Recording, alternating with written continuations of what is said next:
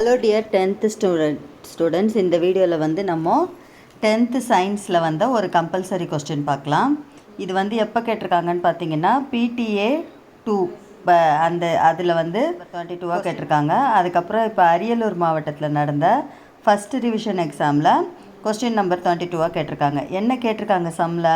கொடுக்கப்பட்ட மின்சுற்றில் ஏசி முனைகளுக்கிடையே உள்ள தொகுப்பயன் மின்தடையை காண்க. மின்சுற்று இங்கே கொடுத்துருக்காங்க, அப்படியே தான் இங்கிலீஷ்லேயும் அதே தான். Calculate the effective resistance of the given circuit across the terminal AC. AC across the terminal AC தான் கேட்குறாங்க இல்லையா?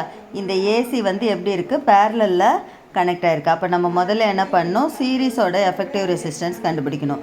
சீரீஸோட எஃபெக்டிவ் ரெசிஸ்டன்ஸ் கண்டுபிடிக்கிற ஃபார்முலா வந்து RS is equal to R1 plus R2. இங்கே 2 இருக்கு இல்லையா? அப்போது இங்கே ஒரு 5 ஓம் ப்ளஸ் இங்கே இது ஒரு 5 ஓம், ரெண்டும் சேர்த்து எவ்வளோ வருது? 10 ஓம். அடுத்து பேரலோட எஃபெக்டிவ் ரெசிஸ்டன்ஸ் கண்டுபிடிக்க 1/RPன்னு போடுவோம். நம்ம 1/RP வந்து இந்த இது மேலே இருக்கு இல்லையா? இதுவோட ஒன்றும் இதுவோட ஒன்றும், ஆனால் எப்படி போடணும்? 1/ன்னு போடணும். 1/10 ப்ளஸ் 1/10. அப்போ என்ன ஆகுது? இந்த டினாமினேட்டர் சேமாக இருக்கிறதுனால இது என்ன ஆகிடுது? 2/10.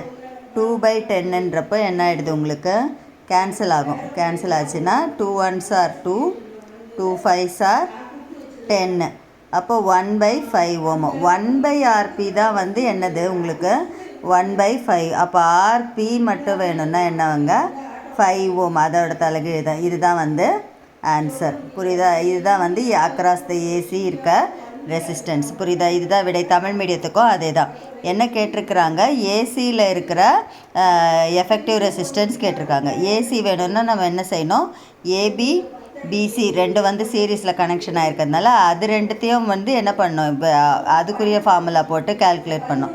பண்ணிவிட்டு அதுவும் இன்னொன்றும் பேரலாக இருக்கிறதுனால இதை என்ன செய்யணும்? 1/10 ப்ளஸ் 1/10 போடுறோம். அப்போ என்ன ஆகுது உங்களுக்கு? 1 ஆட் பண்ணுறப்ப 2 ஆகிடுது. 2/10 இங்கே 2 10 சேர்த்து அது டினாமினேட்டர் வந்து அதே சேம் தான் இருக்கும். சேம் டினாமினேட்டர் இருந்தால் நியூமரேட்டரை மட்டும் ஆட் பண்ணி என்ன பண்ணுவீங்க? நியூமரேட்டரை மட்டும் ஆட் பண்ணி போடுவீங்க. அப்போ 2 ஆகிடுது. அப்போ 2/10. 2/10 வந்து நீங்கள் வந்து கேன்சல் பண்ணுறப்ப என்ன ஆகுது? 1/RP தான் வந்து உங்களுக்கு 1/5. அப்போ RP மட்டும் வேணும்னா உங்களுக்கு என்னது? வெறும் 5 ஓம் தான் வந்து விடை.